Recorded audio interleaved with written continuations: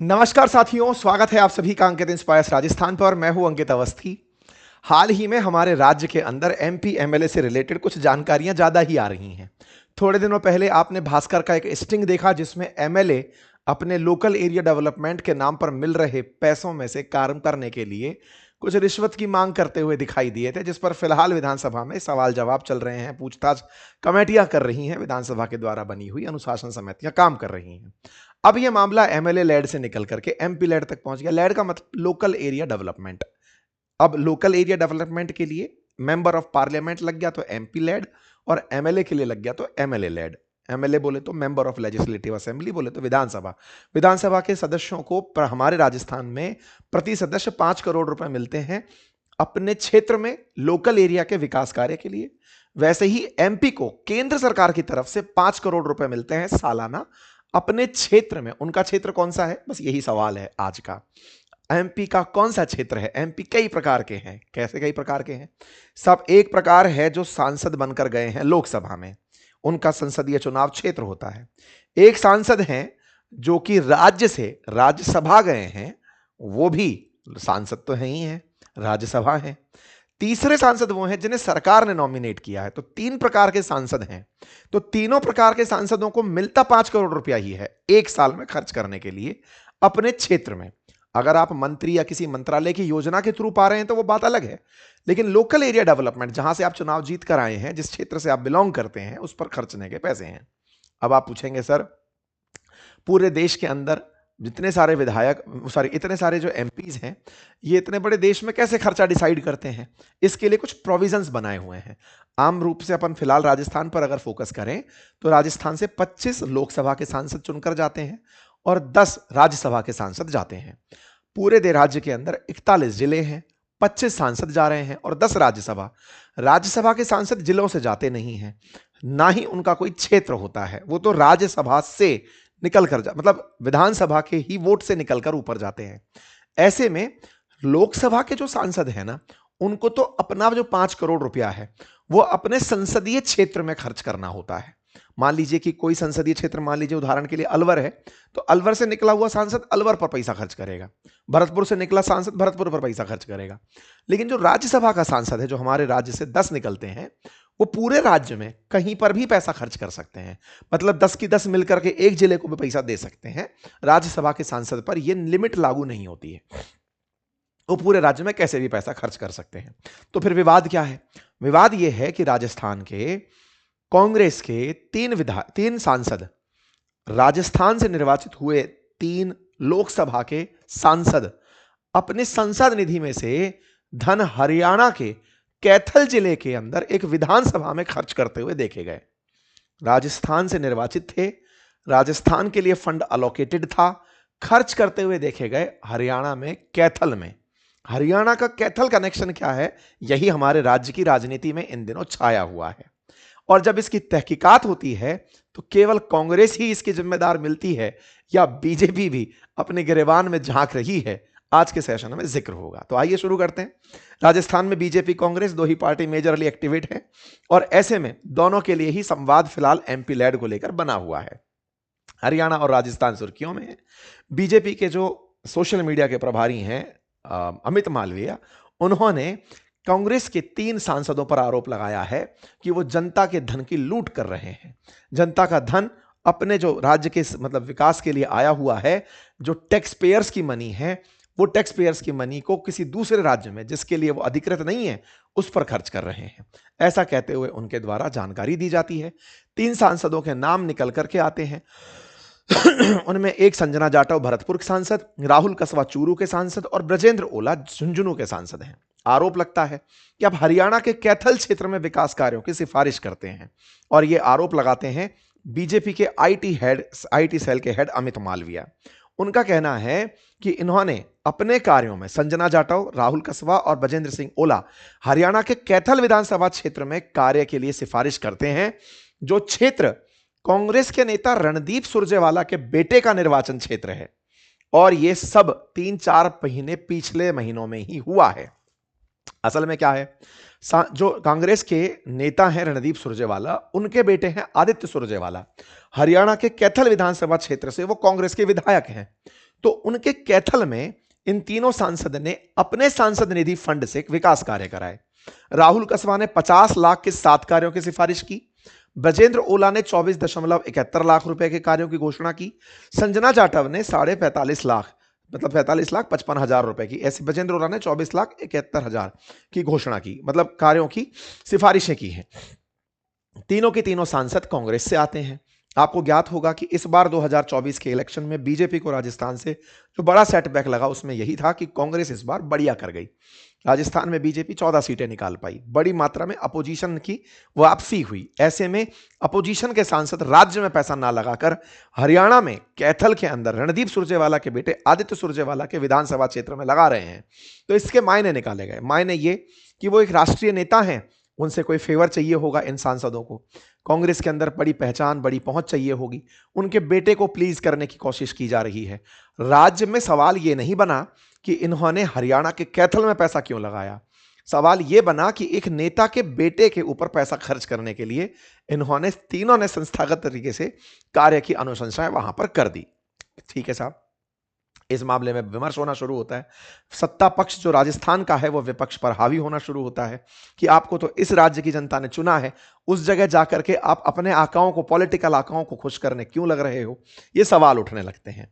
तो मैं फिर से एक बार आपको बता दूं, मेंबर ऑफ पार्लियामेंट के लिए लोकल एरिया डेवलपमेंट के नाम पर दिया जाने वाला पैसा राज्य के एजुकेशन में, वाटर सप्लाई में, हॉस्पिटल में, इंफ्रास्ट्रक्चर में खर्च सामान्यतया किया जाता है। 1993 से यह शुरू हो रखा है और इसके अंदर जिला अधिकारी जो है वो परियोजना को मंजूरी देते हैं। सामान्यतया 2.5 करोड़ रुपए की 2 किस्त आती हैं, जिला अधिकारी के पास आती हैं, डिस्ट्रिक्ट कलेक्टर के पास। राज्य के मतलब जो सांसद हैं वो उनके बोल देते हैं कि साहब ये काम इस क्षेत्र के अंदर कराना है और जिला अधिकारी उस काम को करा देते हैं। कुछ मेजर पॉइंट इस बारे में जान लीजिए।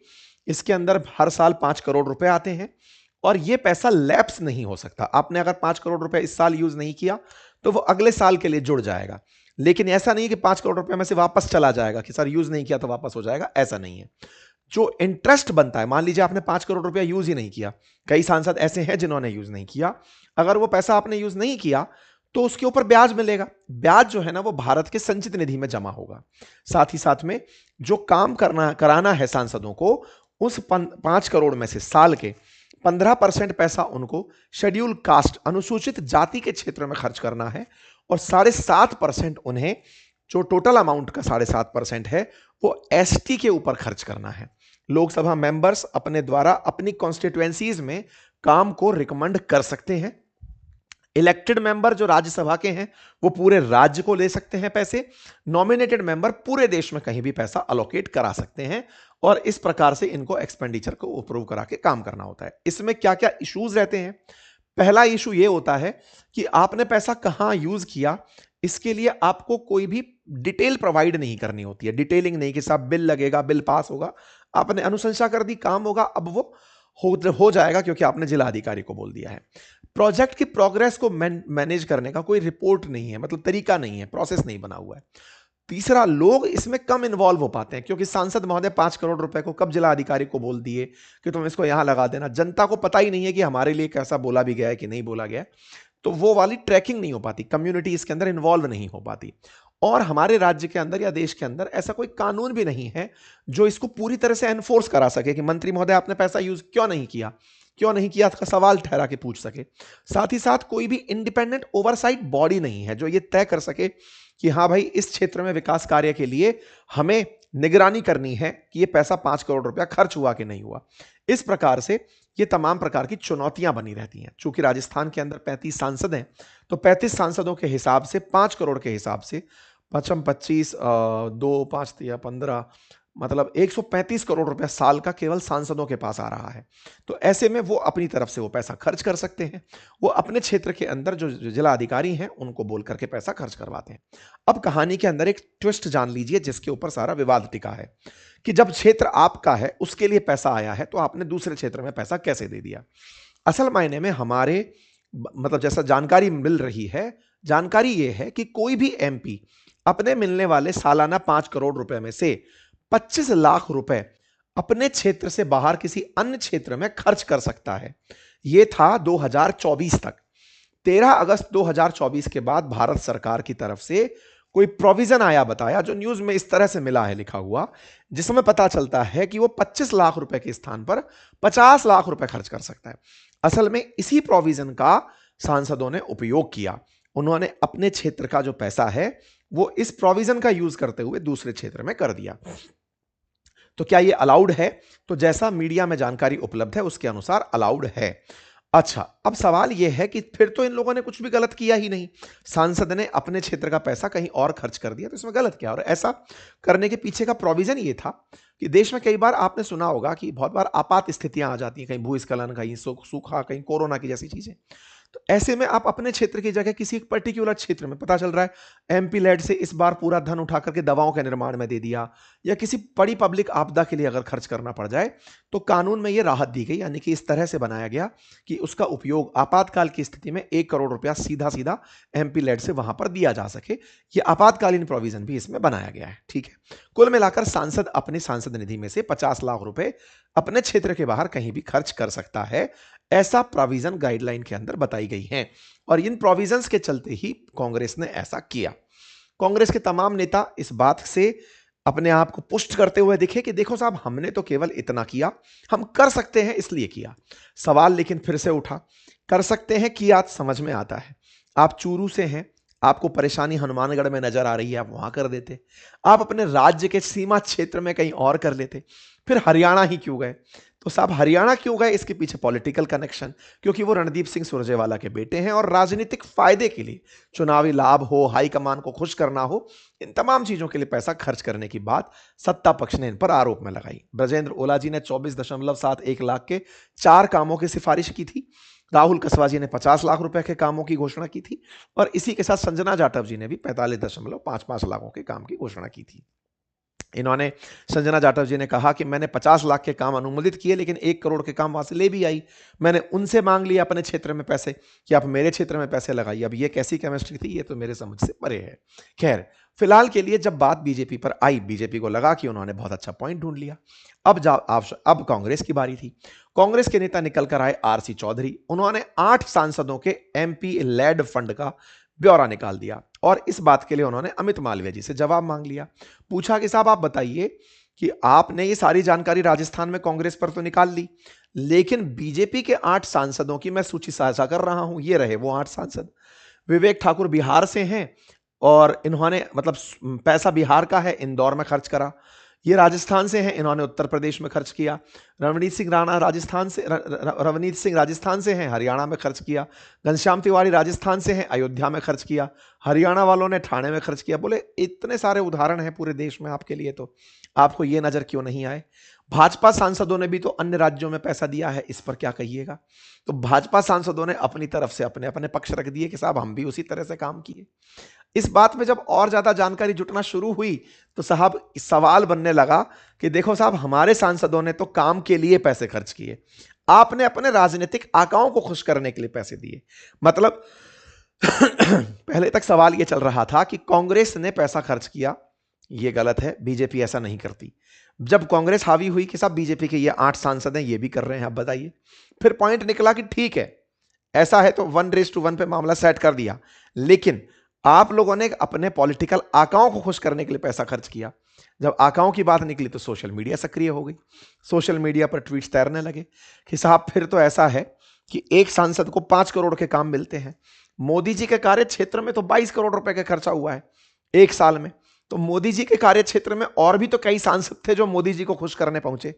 इसी प्रकार से राहुल गांधी जी का जो कार्य क्षेत्र है उसमें 25 करोड़ रुपए खर्च हुए, मिला तो 5 करोड़ रुपया ही है।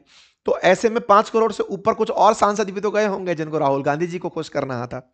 कई ऐसे सांसदों के भी पत्ते खुल के आ गए कि साहब इनको मिला तो फंड में अभी 14.5 करोड़ रुपया रखा है, यूज 15 लाख किए हैं। ये जानकारी संजय राउत जी के बारे में निकल आई महाराष्ट्र से।